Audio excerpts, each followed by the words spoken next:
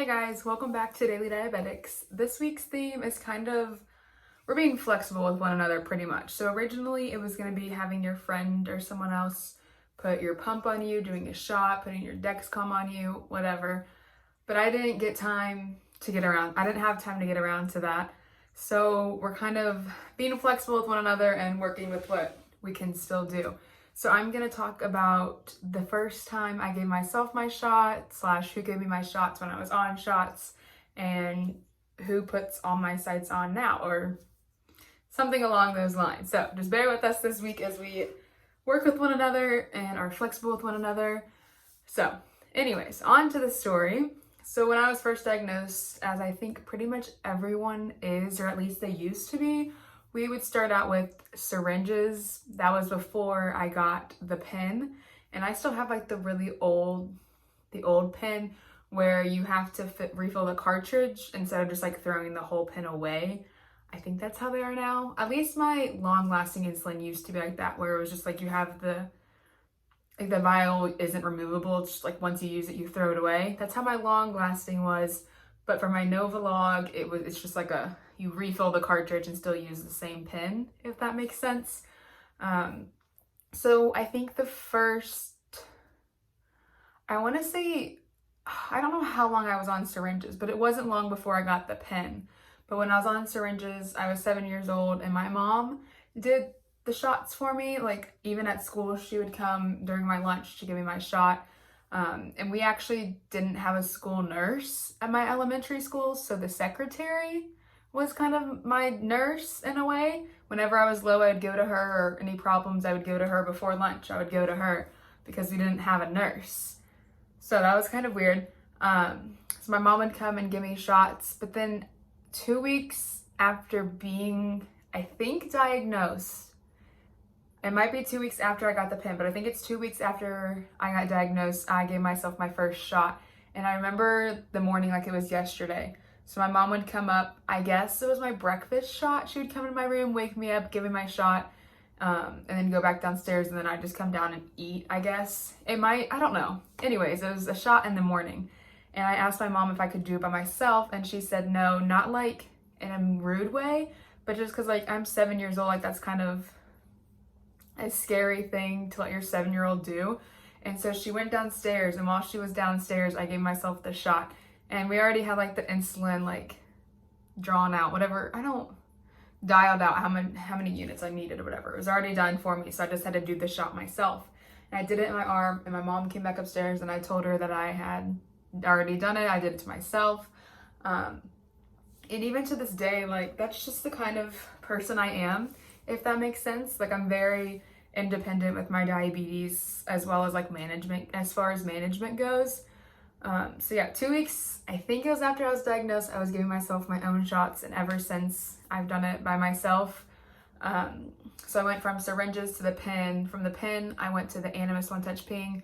I did those sites by myself, but if you watched last week's video, I was not a fan of the Animas One Touch Ping sites because it was just, the suspense was building up and then you had to click it, and I didn't like that as much. And so from Animas One Touch Ping, I went to the Omnipod, where I just have to hit the start button and it does it for me.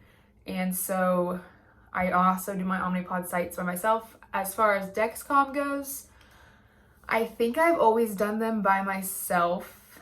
The G5 I didn't wear as much as I wear the G6 because the G6 doesn't hurt like the G5 does, in my opinion. The G6 is totally pain-free.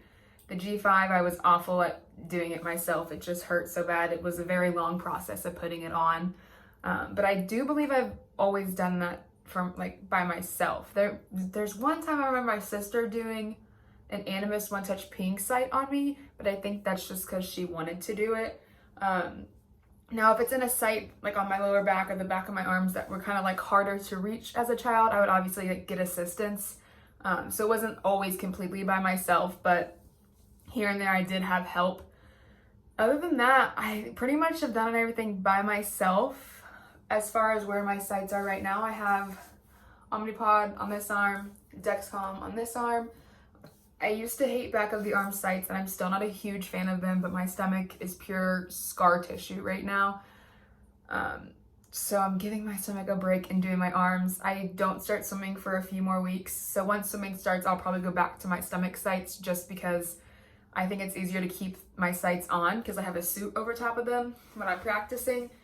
And I just feel like sometimes I'll run my arms into the lane line swimming, or even door frames. I hit my arms on door frames all the time, or putting my purse or my backpack on, I hit my pod. So I'm not a huge fan of the arm sights, but I do them here and there. I used to do Dexcom on the inside of my thigh. I swore by that spot for so long. Not so, I don't want to like just stand up, that'd be awkward. But so here are my thighs, and I did them like right here, not where my thighs are touching because I have thunder thighs, but right before they would touch, if that makes sense. My inner thigh, my higher inner thigh. I did try Omnipod on the outside of my thigh once. I had a bad experience with that. Personally, didn't like it, but I know a lot of people who swear by it.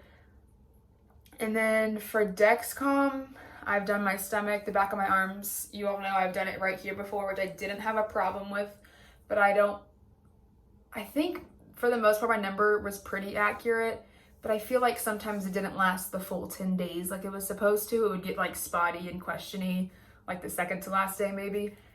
And the weirdest spot of all that I put my Dexcom is on the back of my calf. And that also was an awful experience for me because I think I hit a vein, I hit something, and my whole leg, like there'd be a sharp shooting pain up my entire leg. Like I would start walking and it would cramp so bad to where I couldn't walk. I would wake up in the middle of the night to having cramps in my leg. I guess I hit like a nerve, a vein, I don't know. Something was wrong and it was not comfortable at all. But yeah, right now it's just on the back of my arm, my stomach, you know, those are the usual places for me these days. Up until swimming starts, then it's pretty much my stomach and sometimes my lower back.